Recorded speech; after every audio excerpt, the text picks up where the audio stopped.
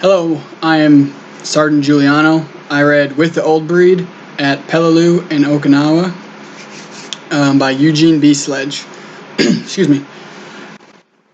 So this book is basically his memoirs going through the battles that he went through. So he went through a couple more other than Pelleliu and Okinawa, but it's a memoir of his experiences for not only for his side of things, but the way that the men acted around him as well. I think it definitely goes into the key factor that it is relative to today, because it talks about all the horrors of war and the things they weren't prepared for. And at least in my experience, I've noticed that the Marines around us definitely, at least around me, they are very hoorah motivated, which is good, but a lot of them are eager and wish war so that they can go and do their job.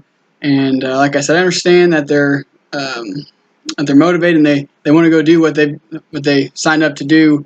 But this book, if they read it, I think definitely would help the Marines realize that there's losses on both sides, and not only the physical factor of war, but the mental factor of war also plays a large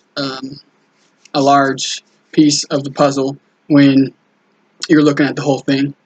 Eugene goes in to say he kind of just talks about the experiences, about how his men would take gold teeth and take all the boots and clothes and anything they could find, any valuables they could find on the Japanese. And at one point, he was going to do it, but one of his friends said, "That's not you. That's not you."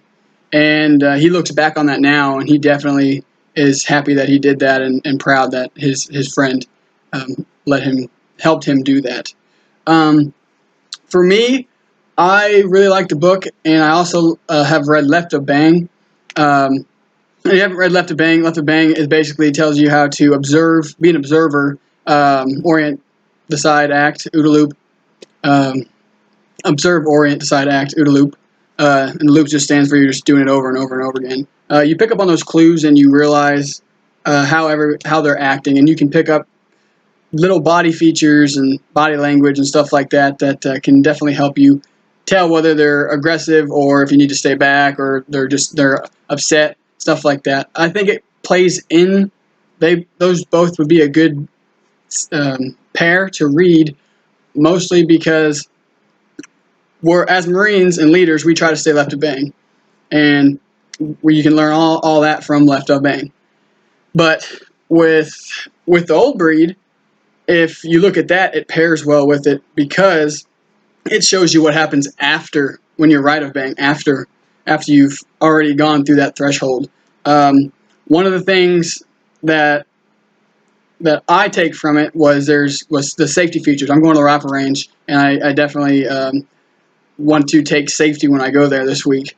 But in his book, right at the end of the war, when they surrendered, two buddies were messing around and ended up shooting each other. They went through the entire war, all these battles, and they ended up dying from one guy because they were playing around and shot each other. So I definitely think that it teaches Marines a large aspect of things. What I want to leave you with is a quote, and I'll kind of get into it after I say it. It's a long one, so I couldn't memorize it. "You smug-faced crowds with kindling eyes, who cheer when the soldiers' lads march by. Sneak home and pray, you'll never know the hell where youth and laughter go." That plays a big part in my life because I will do whatever it takes to defend this country and the brothers next to me. But a lot of people say thank you, and just because they're supposed to. And I'm appreciative of that, but I think that they should also look up the war, look up World War II and history, and know that it's not just, I said thank you because you're a vet. Like, I understand that. But there's a lot behind that, and I hope that the Marines and leaders that go into it know that there's more to war than just we're going to shoot guns and destroy. So thank you for watching. You guys have a good day.